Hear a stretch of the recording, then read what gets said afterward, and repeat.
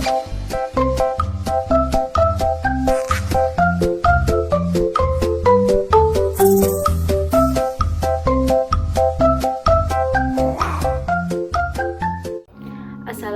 warahmatullahi wabarakatuh. Selamat pagi Anda semua. Bagaimana kabarnya? Semoga sehat selalu ya. Nah, bertemu lagi bersama Ibu pada pertemuan kali ini pada mata pelajaran marketing. Nah, di sini kita akan membahas KD 3.4, yakni menerapkan strategi bauran pemasaran atau marketing mix. Baiklah, sebelum Ibu menjelaskan materi, Ibu harap Anda semua dapat menonton video ini dari awal sampai akhir dan dapat memahami materi yang Ibu sampaikan. Baik, kita mulai saja untuk materi kita pada hari ini. Nah, sebelum masuk ke materi, Ibu akan menampilkan sebuah gambar seperti yang di atas ini. Nah, apakah yang Anda pikirkan tentang gambar yang Ibu tampilkan di atas? Ya, benar sekali. Jadi, gambar di atas merupakan unsur-unsur atau komponen dari bauran pemasaran atau marketing mix yang terdiri dari 4P. Yang pertama yaitu ada produk, yang kedua ada place atau tempat, yang ketiga ada price atau harga, dan yang keempat ada promotion atau promosi. Dari gambar yang telah Ibu tampilkan tadi, Ibu akan mengembangkan materi kita dari gambar tersebut. Nah, yang pertama yaitu apa sih pengertian dari marketing mix itu? Nah, marketing mix merupakan sebuah strategi pemasaran yang dilakukan oleh perusahaan di mana mereka mengkomunikasikan atau menggabungkan beberapa unsur atau komponen seperti produk, price, place, dan promotion agar terciptanya tujuan yang maksimal sehingga tujuan dari pemasaran tersebut dapat berjalan sesuai dengan target yang diinginkan oleh perusahaan. Setelah pengertian dari marketing mix, kita masuk kepada unsur-unsur atau komponen dari komponen mix yang terdiri dari 4P. Yang pertama yaitu ada produk, ada place atau tempat atau saluran distribusinya. Yang ketiga ada price atau harga dari produknya, dan yang terakhir adalah promotion atau promosi dari produk itu sendiri. Di sini kita akan membahas satu persatu dari unsur-unsur atau komponen dari marketing mix. Yang pertama yaitu produk. Nah, produk merupakan barang atau jasa yang ditawarkan di pasar untuk mendapatkan perhatian, permintaan, pemakaian, atau konsumsi yang dapat memenuhi keinginan dan kebutuhan konsumen. Nah, jika produk tersebut dirasa cocok oleh konsumen, maka konsumen tersebut akan membeli produknya. Nah, oleh karena itu, setiap perusahaan harus mengeluarkan atau menghasilkan produk yang disesuaikan dengan keinginan ataupun kebutuhan konsumennya agar pemasaran produk tersebut dapat berhasil. Nah, kita masuk kepada unsur yang kedua yaitu price atau harga. Nah, menurut Ciptono menyatakan bahwa harga merupakan satu-satunya bauran pemasaran yang memberikan pemasukan atau pendapatan bagi perusahaan. Sedangkan ketiga unsur lainnya seperti produk, distribusi atau place, dan promosi itu menyebabkan timbulnya biaya pengeluaran. Unsur-unsur yang ketiga yaitu ada saluran distribusi atau place. Nah, menurut Basu Swasta, saluran distribusi adalah saluran yang digunakan oleh produsen untuk menyalurkan barang tersebut dari produsen sampai ke konsumen pemakai industri ataupun tempat kita di mana bisa membeli produk tersebut. Nah, yang terakhir yaitu adalah penerapan bauran pemasaran atau marketing mix.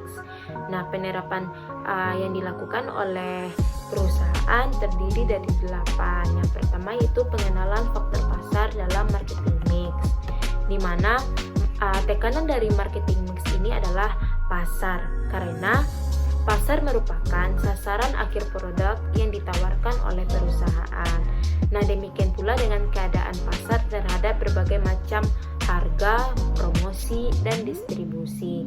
Nah, masalah ini menunjukkan kepada perusahaan untuk mengalokasikan kegiatan pemasarannya pada masing-masing unsur marketing mix. Nah, penerapan yang kedua yaitu pelaksanaan marketing mix, di mana omset penjualan barang ataupun jasa bergantung pada aktivitas yang dilakukan oleh perusahaan atau pemasaran.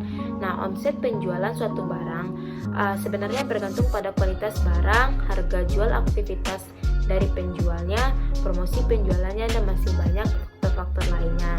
Nah, faktor lain yang dapat mempengaruhi omset penjualan yang tidak dapat dikuasai oleh perusahaan, misalnya itu seperti peraturan pemerintah, tingkat persaingan, dan daya beli masyarakat. Yang ketiga yaitu marketing mix harus seimbang, di mana dalam melaksanakan marketing mix secara umum haruslah diusahakan dalam keadaan yang seimbang. Nah, di mana perusahaan harus mengusahakan dalam keadaan yang seimbang meskipun periklanannya sangat penting, tetapi melakukan iklan secara besar-besaran tanpa usaha memperbaiki kualitas produknya, maka hasilnya juga tidak memuaskan. Yang keempat yaitu marketing mix itu tidak boleh statis, di mana banyak perusahaan yang telah menetapkan marketing mixnya tanpa pernah melakukan peninjauan kembali atau evaluasi kembali. Nah, maka kemungkinan situasi dan kondisi di masyarakat sudah berubah, sehingga marketing mix yang sudah ditetapkan sudah tidak cocok lagi jika marketing mix tersebut tidak diubah. Hal ini akan merugikan perusahaan. Nah, oleh karena itu marketing mix ini tidak boleh bersifat statis. Kita harus memperhatikan perubahan situasi dan kondisi dan harus menyesuaikan dengan situasi dan kondisi yang sedang dialami oleh masyarakat. Yang kelima yaitu ada marketing mix tidak boleh meniru. Nah, dalam melakukan marketing mix, perusahaan tidak boleh meniru-niru perusahaan yang lain, sebab situasi dan kondisi dari perusahaan yang satu dengan yang lainnya tidaklah sama. Apabila kita meniru-niru perusahaan, maka justru kita akan merugikan perusahaan kita sendiri. Yang keenam yaitu marketing mix bertujuan dalam jangka yang panjang. Nah, dalam melaksanakan marketing mix sebaiknya diusahakan mencapai tujuan jangka panjang. Hal ini berarti tujuan jangka pendek tidak juga boleh diabaikan. Tujuan jangka pendek ada juga yang dipakai untuk mencapai tujuan jangka panjang. Nah, dengan mengarah pada tujuan jangka panjang dalam menetapkan marketing mix, maka kestabilan perusahaan akan lebih baik. Dengan ini, perusahaan tidak boleh membuang percuma-cuma semua pengorbanannya yang ada. Nah, yang ketujuh itu marketing mix harus disesuaikan dengan situasi dan kondisi perusahaan. Nah, dalam menetapkan marketing mix, perusahaan dapat terlebih dahulu menetapkan target omset penjualan yang ingin dicapainya. Nah, akan tetapi dalam keadaan dana yang terbatas, maka marketing mix terlebih dahulu menetapkan target omset yang ingin dicapai apabila keadaan dana yang terbatas. Nah, selain itu marketing mix yang ditetapkan harus disesuaikan dengan perubahan situasi dan kondisi. Dan yang terakhir yaitu marketing mix harus didasarkan oleh pengalaman. Nah, yaitu ada ungkapan yang sangat terkenal yaitu pengalaman adalah guru yang terbaik. Nah, Ananda mungkin sudah mendengarnya kan, pengalaman merupakan guru yang terbaik bagi diri kita sendiri. Nah, berdasarkan hal itu sebenarnya marketing mix juga ditetapkan berdasarkan pengalaman-pengalaman yang sudah lalu. Nah, pada umumnya berdasarkan pengalaman maka perusahaan akan lebih sukses. Nah, pengalaman ini sangatlah penting sebab berdasarkan pengalaman perusahaan kan dapat mengetahui kekurangan dan kelebihan dari produknya sendiri. Nah, sebab untuk itu jenis barang tersebut maka konsumen dapat langsung membedakan kualitas dengan sangat mudah. Dengan pengalaman ini marketing mix juga selanjutnya perlu diubah. Nah, berdasarkan unsur-unsur yang sudah Ibu jelaskan tadi, maka dapat kita simpulkan dari poin-poin penting dari masing-masing unsur. Yang pertama ada produk. Nah, poin penting dari produk ini yang pertama yaitu keanekaragaman produk, konsep produk, jenis-jenis produk yang digunakan oleh perusahaan. Yang kedua yaitu kualitas produknya. Yang ketiga yaitu desain produknya harus berbeda atau harus unik dari produk lainnya.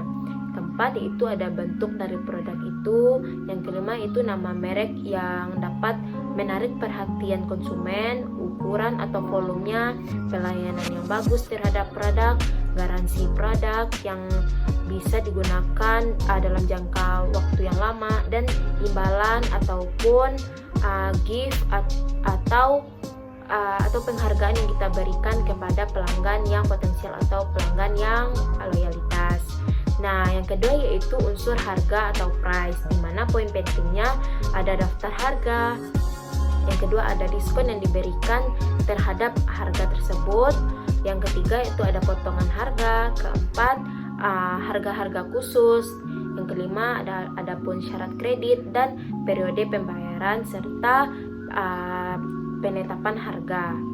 Dan yang ketiga itu unsur promosi atau promotion, di mana poin-poin pentingnya itu bagaimana cara mempromosikan penjualan, bisa dengan iklan, tenaga penjualan atau sales, kehumasan, atau bisa secara langsung atau personal selling, dan pemasaran secara langsung yang disebut dengan personal selling, maupun dipublish ke media sosial. Yang terakhir yaitu unsur dari place atau tempat, di mana poin-poin pentingnya yang pertama itu saluran pemasaran atau saluran distribusi yang digunakan, terus berdasarkan faktor-faktor atau karakteristik yang ada di masyarakat. Yang selanjutnya cakupan pemasaran. Yang keempat pengelompokan dari saluran distribusi, lokasi, pemilihan lokasi yang strategis, di mana kita akan membangun perusahaannya, di mana tempatnya, bagaimana masyarakat mudah menjangkau produk kita, dan persediaan dari produk atau bahan bakunya. Nah, itulah materi yang dapat Ibu sampaikan pada pertemuan kita hari ini. Nah, agar Anda semua dapat lebih memahami materi tersebut, Ibu akan memberikan tugas, yaitu berupa soal esai yang terdiri dari 5 buah pertanyaan yang sudah Ibu kirimkan di Google Classroom beserta dengan tugas pada LKPD, itu tugas kelompok, yang mana Ibu meminta masing-masing kelompok untuk membuat atau merancang strategi marketing mix 4P pada produk sate pisang yang sudah Ibu kirimkan di Google Classroom. Untuk masing-masing kelompoknya nanti Ibu kirim lewat WA Group. Nah, Ibu minta bagi Anda semua juga mengisi forum diskusi. Nah, dari forum diskusi itu Ibu akan menilai keaktifan dan keterampilan masing-masing Ananda, di mana Ananda sudah menonton video ini dari awal sampai akhir, dan juga dapat Ibu ketahui siapa saja Ananda yang sudah mengerti ataupun yang belum mengerti mengenai materi tersebut. Dapat kita diskusikan pada forum diskusi. Nah, selanjutnya itu jika ada kuis pada Google Classroom, silahkan diisi atau diikuti kuisnya, itu juga dapat menambah nilai Ananda semua. Nah, itulah video pembelajaran kita pada hari ini. Semoga video ini atau materi yang Ibu sampaikan ini dapat dimengerti oleh Ananda semua. Nah, sekian, terima kasih. Semoga Ananda semua sehat selalu. Assalamualaikum warahmatullahi wabarakatuh. Sampai jumpa pada pertemuan selanjutnya.